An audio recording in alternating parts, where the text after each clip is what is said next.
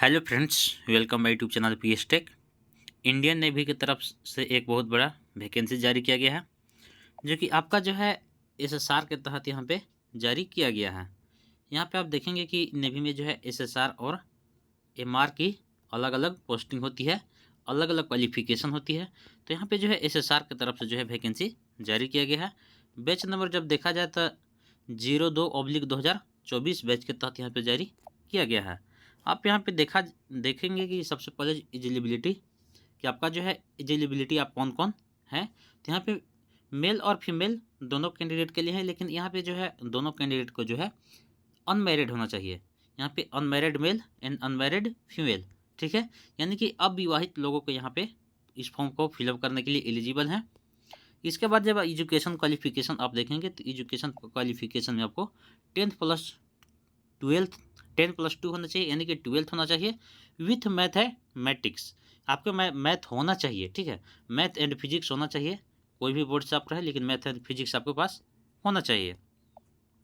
इसके बाद जो है, उसके अलावा जो है आप जो है recognise ministry of education government of India कम मिनिमम 50%, आपको कम से कम यहाँ पे 50% होना चाहिए।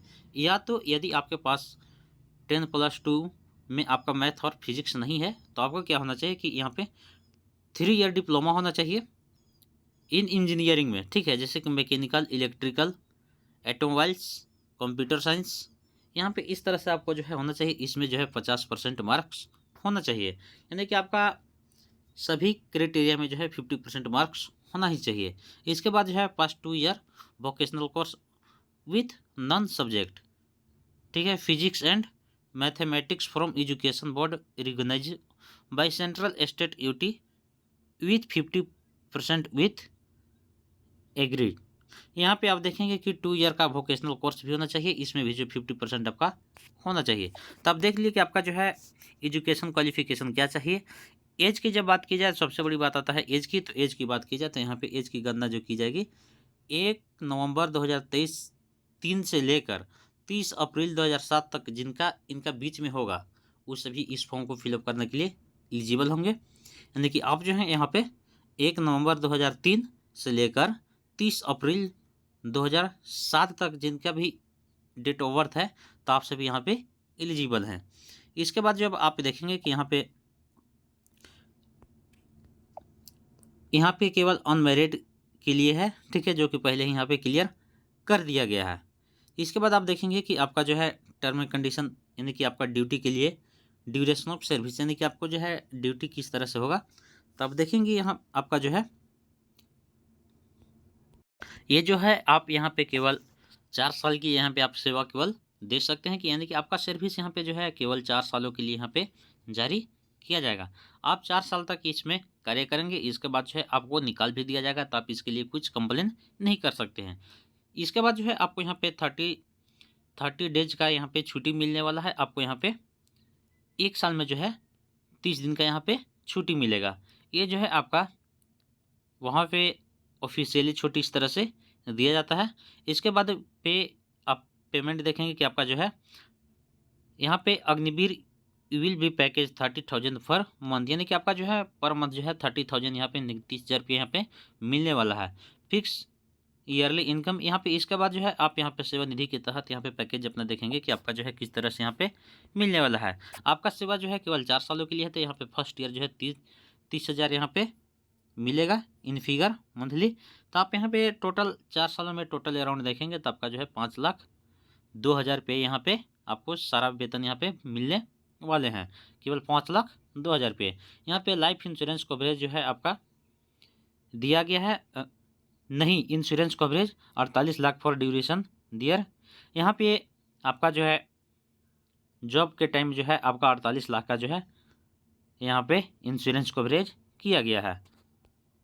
आप यहाँ पे सिलेक्शन प्रोसेस देखेंगे तो सिलेक्शन प्रोसेस में जो है आपका 2 स्टेज यहाँ पे क्वालिफाई करना पड़ेगा, जो कि फर्स्ट स्टेज में जो है आपका शॉर्ट लिस्ट यहाँ पे आपको इंट्रेंस एग्जाम देना पड़ेगा, जो कि आपके यहाँ पे टेस्ट होगा। इंट्रेंस एग्जाम जब आप निकालते हैं तो आप जो है पीटी के लिए, पीएफटी के लिए आप यहाँ पे एलिजिबल हो जाते हैं, लेकिन रिटन एग्जामिनेशन के लिए यहाँ पे क्लियर हो जाते हैं। यहाँ पे इंट्रेंस निकालने के लिए यहाँ पे शॉर्ट लिस्ट किया जाएगा, जो कि आपका जो है मार्क्स यहाँ पे केवल आपको केवल मार्क्स लाना है, ठीक है। आप जितना मार्क्स रिक्वायर्ड है आप उतना लाते हैं तो आपका जो है यहाँ पे नेक्स्ट स्टेज के लिए यहाँ पे एलिजिबल हो जाते हैं। आपका यहाँ पे जो है एंट्रेंस टेस्ट में जाने के लिए जो है आपका यहाँ पे इस तरह से बताया जाता है कि आपका जो है टोटल का 100 क्वेश्चन होंगे, जो कि ये भी जो है सीबीटी के द्वारा ही यहाँ पे दिया जाएगा, यानी कि कंप्यूटर बेस्ड के द्वारा। यहाँ पे जो है आपका बाईलिंगुअल रहेगा, हिंदी और इंग्लिश दोनों में रहेगा। इसके बाद जो है आप यहाँ पे English, science, mathematics, general awareness यहाँ पे पेपर आपसे पूछे जाएंगे। आपका सिलेबस जो है 10+2 के हिसाब से आपका सिलेबस रहने वाला है। ड्यूरेशन जो है आपका 1 घंटा का यहाँ पे ड्यूरेशन मिलने वाला है। इसके बाद जो है आप यहाँ पे the candidate required to pass in selection will grant the Indian Navy reserve the right determine the pass each section and in the aggregate penalty wrong, यानी कि आप जो है आगे यहाँ पे 1/4 का यहाँ पे आपका यानी कि 4 क्वेश्चन आप गलती करते हैं तो आपका जो है इसमें से 0.25 नंबर काट लिए जाएंगे, यानी कि 1/4 का यहाँ पे कटिंग मार्क है, यानी कि आप जो है गलती करेंगे तो आपके यहाँ पे नंबर भी काट लिए जाएंगे। इसके बाद एग्जामिनेशन फी देखेंगे तो आप यानी कि इस फॉर्म को फिलअप करने के लिए आपका जो है 550 रुपये यहाँ पे फी लगने वाले हैं। आप जो है मास्टर कार्ड से भर सकते हैं, यानी कि क्रेडिट कार्ड, डेबिट कार्ड, इसके बाद यूपीआई से आप यहाँ पे पेमेंट कर सकते हैं। तो आप यहाँ पे इस तरह से आप पेमेंट करेंगे, आपका टोटल जो है फी 550 रुपये लगने वाले हैं।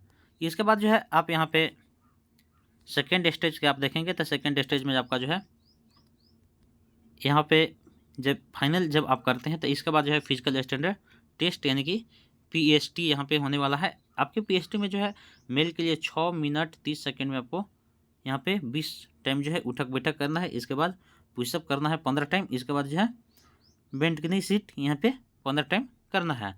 ये फीमेल का जब देखा जाए तो 8 मिनट है, 15 उठक बैठक है, 10 जो है पुशअप है और आपका जो है 10 बेंट की सीटअप है। यहाँ पे जो है आपको जो है इस तरह से स्विमिंग में सभी चीज़ यहाँ पे आना चाहिए, आप यहाँ पे देख रहे होंगे। तो आपका जो है इस तरह से आपका यहाँ पे फाइनल जारी किया जाता है। आप इस तरह से आप अपना जो है आपका क्वालिफिकेशन होना चाहिए।